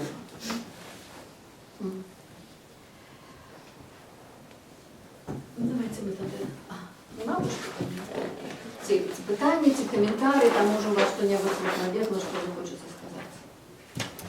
Ну, я не читала, конечно, песню песни, Ага. но А когда... Ну, конечно. Ага. Но когда вы задали вопрос, почему ее внесли туда, Мгм. ну, у меня первая идея была такая, что, ну, там же, несмотря на сакральность и каноничность текстов, там же очень житейские есть ситуации. И любовь — это как бы именно между мужчиной и женщиной, это главная движущая сила именно очищения мира и людей. Мы бы банально не размножались. И поэтому это очень важно, может быть, тогда, может быть, какая-то табуированность этой темы отошла немного, и люди решили, что на это нужно обратить внимание. Ну, кроме метафоричности. Я не отказываюсь от метафоричности. Ні, вельми добре, ви абсолютно слушно мислите. Це докладно у гэтым кірунку, вот, гаворка, вот, якую вот, і Рабі Аківа там лікував, яна докладно у гэтым кірунку. Мы яшчэ таксама крыху зачэпім, тому што гэта сапраўды, вот гэта одна рэч, это сапраўды адносіны паміж Богом і народам, іншая рэч — гэта адносіны любові паміж двума аб'ектамі любові, двума суб'ектамі, не аб'ектамі, а паміж двума суб'ектамі любові, якія сапраўды ёсць асноваю стварэння ў свеце. Это вельмі важная рэч. І гэта таксама, ну, яно таксама, безумоўна, прагаворваецца. Яно прагаворваецца у гэтым, у самых першасных тлумачэннях гэтага тэксту. Пытанне выклікае менавіта тканка, сама тканка гэтага тэксту. Бо калі, вот, скажем, мы там вот уже даследуем этот тэкст, цяпер там і справа, і злева, і з гары ўніз, і знізу ўгару. Ёсць меркаванне, што гэта наогул позняя кампіляцыя розных любоўных песень. Чаму гэтая думка есть? Потому что вот вы прочитаете, те, кто не читал, а те, кто читал, все равно все прочитаете, так? Потому что обовязково все прочитайте. Прочитайте на доступных вам мовах. И вы побачите там вот, якби, одна з самых ярких стылёвых асаблівасцяў гэтага тэксту — это шматгалоссе. Весь час пераскоквае дзейнік. Гэта то жаночае я, то мужчынскае я, то гэта ты, то гэта хор, і вот яно просто можа цягам там не адной фразы можа суб'ект гаварэння змяніцца. Гэта велізарная такая вот полифонія. І это меркаванне про тое, што гэта сапраўды як бы былі, ну там вот такой народ накоплівае любоўную лірыку, так? Некім чынам. Вот эта любоўная лірыка была сабраная разам, там адрэдагаваная і зробленая вось складзеная у гэтую адзіную песню. І што насамрэч это маглі быць спевы. Якби, калі ласка. Ну, вы сказали, что дочь Иерусалима — это сыны. Ну, текст звучит так. «Вусны его солодкие, и вещи он привабный, таки вось улюбленный мой, и таки вось сябр мой». То есть говорка идет про мужский род. Потом дочки Иерусалима. И далее что-то будет про дочок Иерусалима. Вот, то есть они никогда не соединяются, и когда так кажется... Вы прочитаете уважно. Дочки. Вы вот, когда будете читать, заробите просто эту працу, спробуйте это разобрать вот менавіта на субъектов спеву. Тому що там будуть сапраўды, там як мінімум вельмі лёгка вылучаюцца 3 суб'екты, яна, ён і хор. Так? Але апроч яна, ён і хор ёсць просто вот накладанне аднаго на другое. Вот, дзе вот паглядзець, хто ў дадзены момант гаворыць, не такі прост. То есть гэта не сюжэт. Гэта не гісторыя расказаная, да? дзе ёсць некае дзеянне і развіццё гэтага дзеяння. Ніякага развіцця дзеяння няма. Одна похвала друг другу. Ёсць, ну вот калі скажаце пахвала, то не пахвала, ёсць, так, ёсць захапленне адно адных. Ёсць захапленне, ёсць асабліва калі мужчынскі голас гаворыць, там ён сапраўды вельмі эратычны, просто вот захапляецца фізічна целам сваім каханым. Это вот таму яно выклікае пытанне. Разумееце, калі мы просто скажем, што вот любоўны спеў, то можа быць вельмі розны любоўны спеў. Гэты любоўны спеў эратычны. Таму менавіта таму вот это вот такая вот загадка, да? Што якім чынам вот ён так лёгка лёгка ён дапасуецца да біблійнага канону, так што вот бачыце, Раби Акіба кажа, все пісанні святыя, але гэта святое святых. То есть гэта свяцей за ўсё астатняе. То есть без гэтага, вот як вот без святого святых, все святыя рэчы пустыя. Святое святых канцэнтруе ў сабе святасць. Чаму святое святых канцэнтруе ў сабе святасць? Таму што ў святых святых прысутнасць Божая. Шекіна. Присутнасць Божая не фіксуецца на святых рэчах. Бог не прысутны ў рэчах. Але святое святых у храме, у Саламонавым храме, і потым вот уже у храме Эзры, у другім храме, які быў разбураны ў 70-м годзе рымлянамі. І менавіта вот эта традыцыя другого храму сакралізуе святое святых да скрайнасці. Тады вот зноў-такі з Вавілону вынеслі вельмі много розных традыцый. У тым ліку, вот я про гэта шмат разоў казала, але вот таксама я про гэта яшчэ раз нагадаю вам, што у тым ліку сакралізацыя імені Бога. Вот одна з праблемаў перакладаў Бібліі, бо мы все читаем Біблію ў перакладах, мы все маем на увазе всю еўрапейскую традыцыю.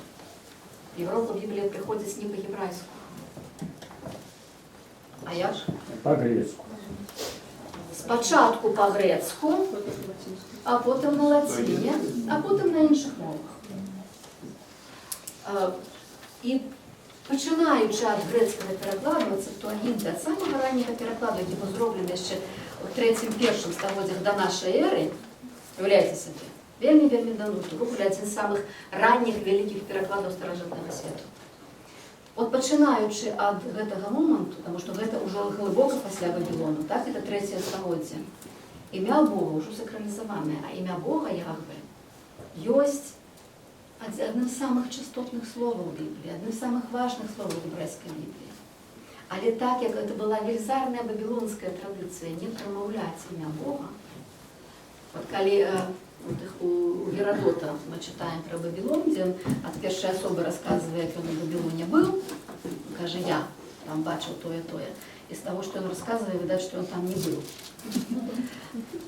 Так вот, коли он рассказывает, что он там бачил, он каже про храм Бела, и каже про Бога Бела. Потому что коли Геродот, это 4 стагоддзе до нашей эры, да, в этом часе имя Мардука не промовлялось. Имя Бога Мардука, за место Мардука казали Бел, что значит Господь, так? Уладар, господар, Бел. Это акадское слово Бел, якое відповідає ось этому усходньоміжземноморському імені Баал. У Біблії до Вавилонового періоду Баал проходить у мільйонних богословських апелятивах. От коли там частка імені чоловічого, завсёды Яхве вельмі часто у імені апелятива проходить, Баал вельмі часто проходить. Після Вавилону вже Баал откинут, тому що Баал это уже ворог. И уже слово Баал не вымовляется у сенсе Господь, уже вымовляется слово Адон, что больше-меньше то и самое. Только Баал это базовое слово, и Баал это отповедно у Вавилоне Белом назывался Мардук. У Угарите, у Сходньоміжземномор'ї, Баал это было еще и имя головного бога-громовника, бога, який керовал светом, короля над всеми богами, над всеми людьми, тым, ад каго залежала там змена пораў году і ну, вся гармонія ў свеце. Так? То есть Баал — это вельмі важны персонаж. І от ён пасля Вавілона, от, калі Біблія ўжо калінізуе вот этой традыцыі, Баал уже не згадваецца станоўча ніяк, згадваецца толькі негатыўна. Але традыцыя сакральнага імені прыходзіць. І вот это імя, я зараз не то збіралася пісаць. То есть это імя, як вы бачите, так як это 4 літары, то яно называецца, вот, называется у латинской традиции с грецкого слова тетраграмматон, чотирьохлітерник, так, тетра это 4, и грамма это литеры, так, то тетраграмматон это 4 литеры. И мы до этого, мы скажем, вот мы кажем Яхве, мы не упевнены на 100%, что он вымовлявся Яхве. Ях было, мы бачили это у псальмах, вельми часто Ях, у старих псальмах старое ім'я Яхве, недокладно, але пасля Вавилону вот это тетраграмматон, вот коли вы просто возьмете гебрайскую Библию в руки, то вы весь час будете, у вас у кожній фразі буде Яхве. Потому что это головный персонаж, это головный денег, это головный субъект. І створення, і історії, і збавлення, і адносина усього. Головний персонаж – це Яхве. А в перекладах він пропадає, тому що Септуагінта вже не перекладає Яхве як Яхве, а от по этой вавилонской традиции называя его Господь. Да? И вот она уже по-грецку, это уже будет, отповедно, будет Kyrios. Само это грецкое слово Kyrios, якое походит от персидского имени Кир. Был персидский король Кир, ведаете, это Кир, один з завойовників Близького Сходу. І у грецькую мову він увійшов як такий основний уладар, як такий король, так, от як по-білоруську, як ми кажемо король від Кароля Великого, так, Шарлемана. Слово король просто походить від некого імені, це, до речі, досить часто з'ява в історії. Так у грецькій мові вот это Господь, той вибачається, до моєї мовищенці.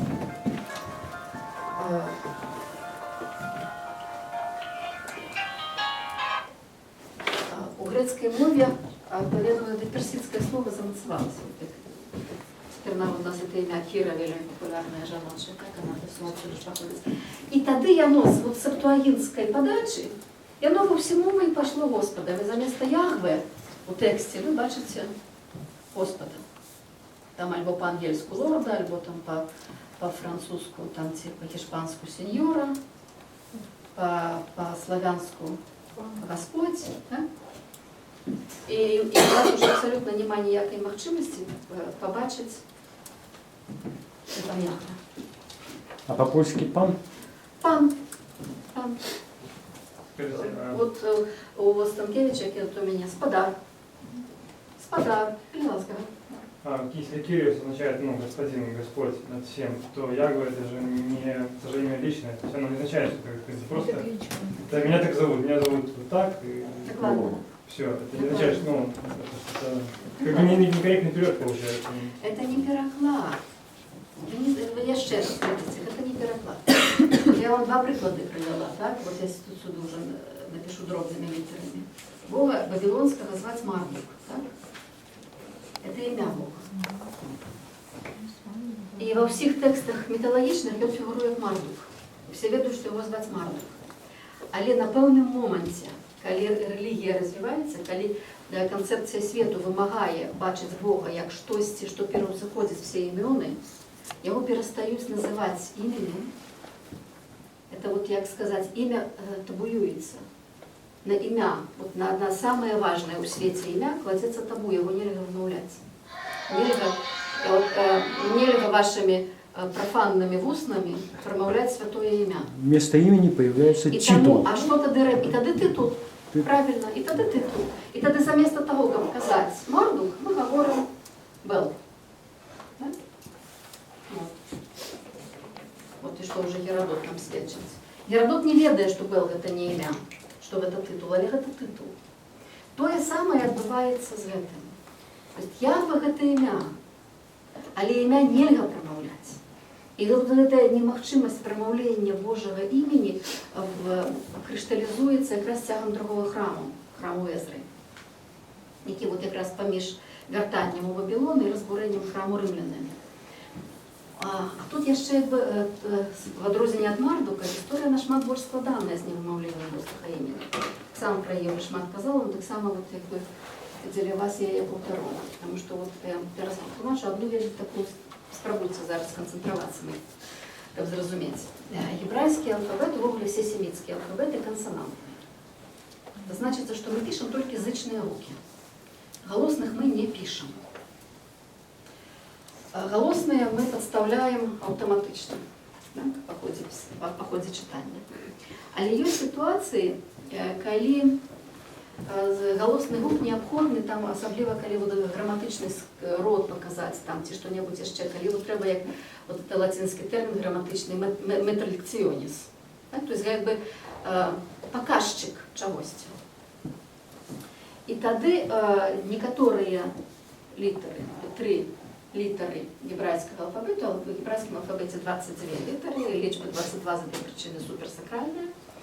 З 22 літар ёсць 3, якія пачалі пазначаць галосныя. Яны застаюцца зычнымі. Яны нікуди не дзяюцца ад пазначэння ад таго, што яны зычныя. Але ў пэўных сітуацыях яны могуць пазначаць галосныя. Вот это, вы бачите, это в огляд, лишь, конечно, было это на английский лад, без сенсу написано, лишь так, конечно, традиция, йод, а не какие-нибудь грек. Лишь так традиция. А по-гебрайску, вот она это литерки. Йод, хе, вау, хе. Бачите, одна литерка повторяется больше. Вот у тетраграмматоне насамрэч 3 літары, одна з яких Не видно совершенно этим фламом. Червоно не видать? Не видать. Не видать. Малюем поверху. Йод, літарка, она коротенькая, и она висит только сверху радочка. Чому Ісус і казав, що він каже по-грецьку йота, але грецька йота транслитерувала гебрайський йод. Йод самая маленькая из всех литр. Вообще она крохотная такая. Как Иисус сказал, что небо и земля перейдут, а неводная йота закон, это в сенсе неводный йод. Неводная самая маленькая литерка закону не перейдет, бо она соправды маленькая. Ось оно йод, хе, вау, хе. 4 літерки. З яких? Тобто 4 літерки у імені, але насамрэч літер для комбінацій 3. І менавіта гэтыя 3 літары, йод, вау і хе, можуть позначати голосні. Зараз вельмі уважливо, вельмі сконцентруйтеся на тим, що я хочу додати, що це вельмі складана річ зараз. Так? Что у нас атрымліваецца? Вот паглядзіце, як гэта ўплывае на развіццё этой канцэпцыі сакралізацыі імені. Імя незвычайнае. Імя складаецца з незвычайных гукаў, а з тых гукаў, якія могуць дзесьці у нейкім вымярэнні, могуць быць насамрэч галоснымі, а не зычнымі. Йод ужываецца для пазначэння і альбо э. Хе часцей за все для позначення А, часцей за все метрлекціоні з канцавої А жіночий род. Але у середині слова яно може бути так само може бути частей А. Вау позначає альбо О, альбо У. У залежності від того, як ви його вокалізуєте, так, як ви його напишете. І гэта менавіта, то есть гэта 3 літаркі, якія могуць быць хаця бы гіпотетычна галоснымі.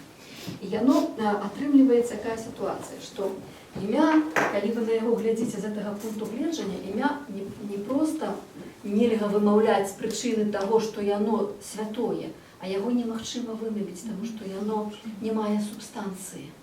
У ім няма матэрыі, яго нельга вымавіць, это адныгалосныя. Гэта крык нованароджанага дзіцёнка. Вот таки нарадзіўся з улоння маці, і ён крычыць, абвяшчаючы імя Бога. Бо это галосны гук. Там няма змычак, там няма ніякіх фізічных рухаў, там ні ў роце, ні ў горле. Так? Это просто крык, это просто вот гэта імя Бога. І тады, то есть гэта імя, по вялікім рахунку, пустое. Это вакуум. Вот все імёны як імёны, а гэта імя, это не імя зусім. І вот калі вот мы глядзім на гэтую сітуацыю храму, так, вот, так, вот это трохчаснага храму, тут, дзе ходзяць все людзі, тут, дзе ходзяць святары, і тут, дзе не ходзіць ніхто, тут, дзе да Бабілону захоўвалася скрыня запавету. Пасля Бабілону яе ўжо няма. Але святое святых это застаецца, это просто пусты пакой. Просто пусты пакой. Калі была скрыня запавету, это фактычна пустая скрыня, якую вартуюць два крылатыя быкі, два керубы. І вот на Йом-Кіпур, на дзень ачышчэння, адзіны дзень, калі першы святар такі год рыхтуецца вымавіць непрамаўляльнае, вымавіць тое, што вымавіць нельга, і ён прыходзіць, і вот людзі навокал спяваюць, спяваюць тое, што трэба спяваць, святары спяваюць, і ён заходзіць у пусты пакой, які вартуе пустату і прамаўляе імя, якое пустое. То есть кричит младенцем. І прамаўляе шэптам.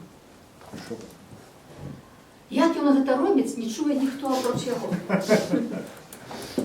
Таму што людзі навокал спяваюць, таму што гэта пустое імя, гэта невымаўляльнае імя, прамоўленае, пустата, прамоўленая ў пустаце. Это вот якая, весь час у сувязі з гэтым, бачыце, тут намалявала, згадуйце, як наш свет пабудаваны, так? З чаго мы пабудаваныя, от як мы верым, што мы пабудаваныя з матэрыі, матэрыя пабудаваная з атамаў, а атам пабудаваны з чаго?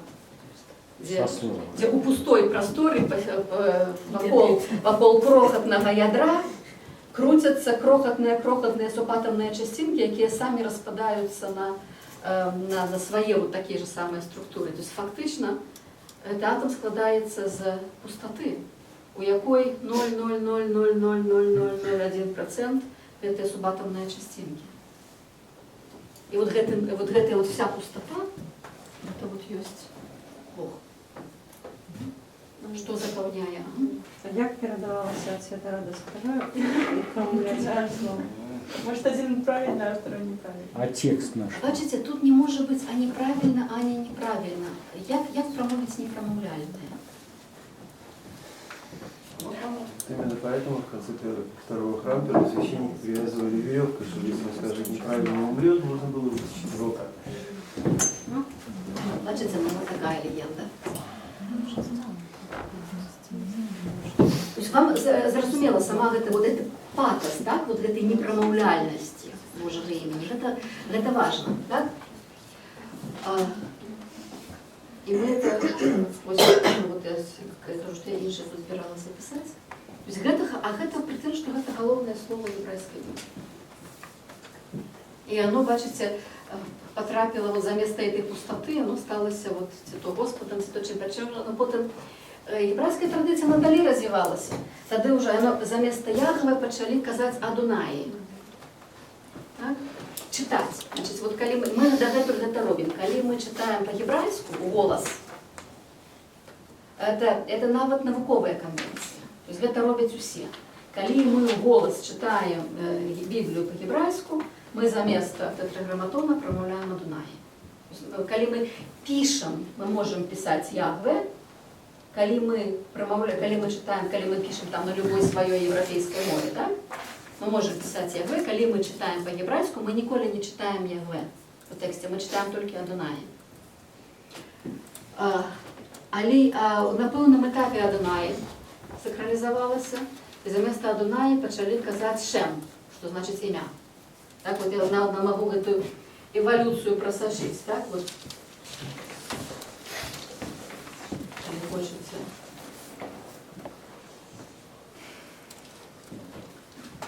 Адонай это, по сутности, это наш Господь, это я сейчас в этом за суффиксом. Тоді, коли Адонай сакралізується, йому починає вимовлятися як Шем, що значить ім'я. Потому что это вот имя имену. А тогда Шем сакрализуется и промовляется як Маком. Тут с Q мы лепш напишем. Маком, что значит место. Просто место. Потому что, снова таки, Бог – это место для сусвета. Не сусвет – это место для Бога. Сусвету Богу, а не Богу сусвете. Да? Вот это теперь эта конвенция читаться Дуная. Это вот все, что мы говорим, оно вельми важно нам будет как так само нам вот разобраться с этой со святостью этой песни. Потому что вот з этого так само вот можна вельми важную речь згадать, коли мы кажем, что Бог – это место для света, вот та самая пустота, да? То есть якби вот, коли мы говорим про нашу материю, то насамрэч это пустота. Насамрэч. Материя як такой її просто не буде. Материя знаходиться у. Але тут у єврейській традиції, у постбіблійній традиції, розвивається ще одна така вельми важна реч, яка от зв'язана з тим, що ми казали, так? Що і зв'язана з тим, що Раби Акіба говорить. Раби Акіба каже, що про день, коли песня была дадена Израилю. Она была дадена в неким моменте. Як вся Тора была дадена, откуда взялась Тора? Вот оно вот знову-таки у сакральной традиции, особливо она развивается у каббалистичной традиции, такой вот, науку, особливо першие столетия, там вельми великий акцент на містичних і езотеричних підходах. Ну і Кабала, зрозуміло, там це езотеричні підходи такі у центру всього. От у кабалістичній традиції, коли говорка йде про Тору, Тора, як ми вже з вами зрозуміли, що це саме головне, що весь світ був створений дзеля Тори. Дзеля того, як Тора могла в этом світі проявитися, був створений світ. Це раз. Але этого мало. Весь свет был створен праз Тору. То есть Тора возникла до створения света. Свет возникає праз Тору. Тут снова стомились, правда? Стомились. Я гляжу, что уже пошли в бок. А я хочу вельми складную речь сказать. Это так, это вздохните, выдохните и настройтесь на ще одну вельми таку складанную речь. Бо вона нам знов таки вельми важна, як зрозуміти, що мається на увазі под этой посвятості пісні. Для європейської свідомості уявити собі, що світ був створений праз текст, тяжко. Хотя свет, створенный под слово, легче. Мы первый раз утыкаемся с историей створения свету праз промовления у Египте. У Египте 6 столетия до нашей эры, в культе бога Пта, мы читаем у текстах, что Пта все помыслил у сердца и промовил языком. Это робит нам просто вплив на єврейську Біблію, де ви згадаєте перший розділ книги роду, де «И сказал Бог, хай там отбудется то и то, и то отбывается». Все проходит праз викликання до буття, праз промовлення. Але вот у каббалістичної традиції это не просто промовлення, это вельми конкретно праз текст. Текст Тора есть основа, база, фундамент и материал для створения света. То есть як вот переключитесь на то, удивите себе, что першостная реальность лингвистичная, нематериальная. Матерія возникає з мови, не мова там чогось, тягом розвиття невідомо чого. Вся матерія приходить праз мову. Вот я это несколько раз рассказывала эту одну легенду. Их несколько мидрашів є про створення простору. Там, наприклад, є знову таки з гэтымі ж самими літерами говорка про то, що Бог створив свет праз йод і небеси, вот як особно, так, праз хе, потому что это самые тонкие литеры. А іншая гісторыя, вельмі прыгожая гісторыя, расказвае пра тое, як все літары, все 22 літары яны былі ў кароне Бога, спакойненька там сабе прабывалі, тады Бог надумаў ствараць свет, дзеля таго, каб Тора магла праявіцца. І тады з ягонай кароны саскочыла літарка Тау. А літарка Тау это самая апошняя літара алфавіту, 22-я літара. І папрасіла стварыць свет праз яе, сказаўшы, што у яе такія добрыя ўласцівасці, там назваўшы вельмі прыгожыя словы. І Бог адрынуў яе, сказаўшы, ну ты вельмі добрая літарка, літарка это ён якраз. Ты вельмі добры Тау, ну але штосьці в табе ёсць яшчэ не тое. Тады выскокавая літарка Шин, другая з канца, і просіць стварыць свет праз яе. І вот так вот літаркі адна за адной, а вот толькі што Хэ і Вау прыходзяць разам, таму што з Вау ніколі не можа пачынацца слова. Яны прыходзяць разам і просяць стварыць свет праз іх, бо яны такія добрыя. Бог таксама іх адрынуе. Ажно пакуль з кароны не заскоквае другая літарка. Значит, вот, адпаведна, калі мы з канца пачалі, нам будзе другая з канца. Літарка другая, літарка бет. Так? І от калі літарка бет саскочыла з кароны, тады все затрэслася, закалацілася, все неіснуючае пачало існаваць, і Бюрешит, Бара Элохим, эт Хашамаем, вэт Хаарец. На пачатку стварыў Бог небо і зямлю, пачатак Торы, так? Пачынаецца на бет. То есть і праз бет створаны свет. І калі свет быў створаны, тады застаўся алиф, першая літарка, якая ніяк не праявілася. А где бет? Вось бет. Я вам помогу. Ну, может, я ж пригожу намалявала. Можете его перемалявать. Вот такие вот.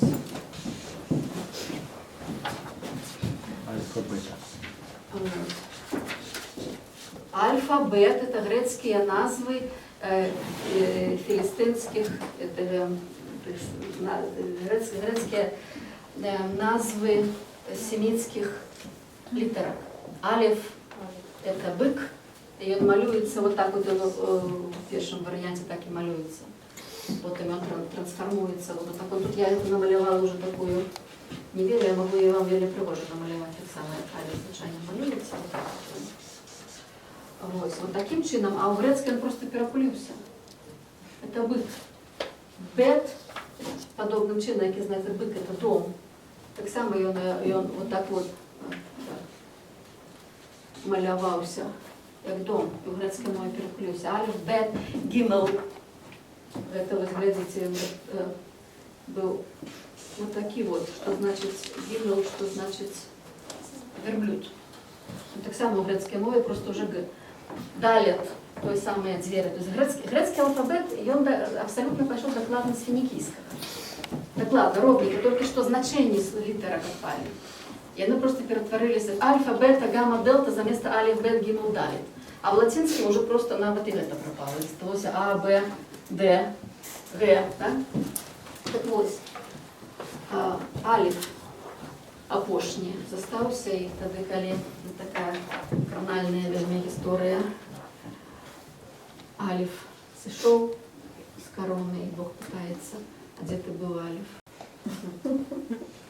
Знаете, так это все літаркі одна за одной от тау до конца. Я. Не туди. А бет просто вот все. Бет сколонул все створение и Берешит Бара Элохим. Туди алиф. Я кажу, а де ти був, алиф? Каже, я б створив світ праз тебе, але я його вже створив праз бет. Каже, ну ладно, з тебе буде починатися 10 приказаний. Это апокрифы или некие? Это мидраж. Да, это вот эта история, это постбиблейная. Йосиф ее называется, да, Йосиф на вот этой и мидраж алифбет, альбо мидраж алфабету, але он про інше, но там воно так само. Йосиф это целый шерах, это целая традиция. Так вот, значит, это вот, глядите, это вот первое, что я вам сказала, что свет створен для того, как Тора в нем могла проявиться. Другое, это свет створаны праз Тору. Але і гэта яшчэ не все.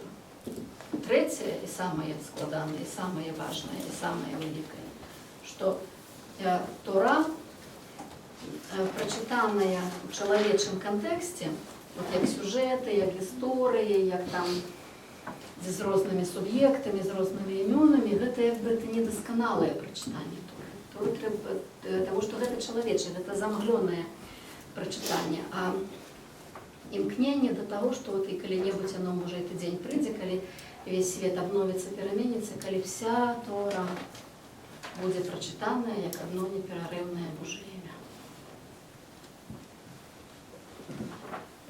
Так што Тора — это яшчэ Божае імя.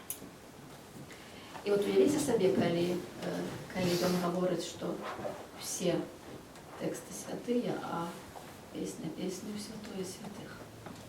То есть песня песню — гэта святасць над святымі.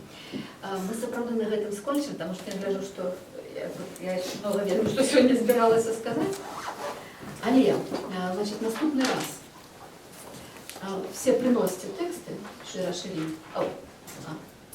Это не апошние. Апошние мы назву хотя бы запишем. Хотя бы назву. Она называется Шира Ширим. Чому неправильно найвышэйшая песня Соломона? Потому что назва у яе якраз таки песня. Калі вы перакладаце песня над песнями, ну окей. Але там 2 разы слово песня. То есть оно по-еврейску. Выкиньте эти слова. Списывайте. Ничего не надо. Вот оно шире. Олег, я так люблю ваши замечания, просто я без них жить не могу. И вокализовать, навык хочется, так, я совершенно не вокализую. Шир, и тады ширим. Ой, мем концовый, як я казався, воно так повинно виглядати. Вот. Тут ще в дальнейшем буде ширим. Разъёды. Вот я транслитерую, я бы было добре зрозуміла. Ще. 2 ширим. Видать? Вот. Так, да? Шира Ширим. Она зовется по-еврейску. Это первое слово, на них она начинается. Это артикль «га». Это стандартная формула для суперлятиву. То есть, когда вы хотите сказать «мелех гамелех», король над королями, так? Король королев. Так про Бога вельми часто говорится, особливо якраз у гэтым усходньо-міжземноморскім контексте. То видно, это конкретно вельми песня песню. З усіх песню это песня. Это суперлятив, песня над песнями. Это суперпесня. Тому найвышейшая песня — это интерпретация слова. Значит, вы все это шире-ширим, все, коли ласка, до наступной серады прочитайте и поспробуйте просто минимальную працу зробить, разделите на голосы. Вот все, для себя разделите, кто говорит. Коли вы что-нибудь почитаете про яе, будьте вельми добры. То есть, чем больше вы будете подрыхтованными, тем больше нам, тем цікавей нам буде говорить. Можно питание? Коли ласка, конечно. Закончить с того, что як ім'я Бога перетворилося в непромовлянне. Я так лічу, що Септуагенту зробив іудейський святар? Вельми много людей робили. Але гэта робили, это безумовно робила єврейське суспільство Олександрії в Єгипті. Тоді другое питання, тоді відбувається так, що коли вони такі пісні не включені у Септуагент? Есть? Конечно, есть. Септуагинта, чому? Бачите, на 300 годин перекладається. Самое первое, что перекладається, это Тора, это Пятикнижие.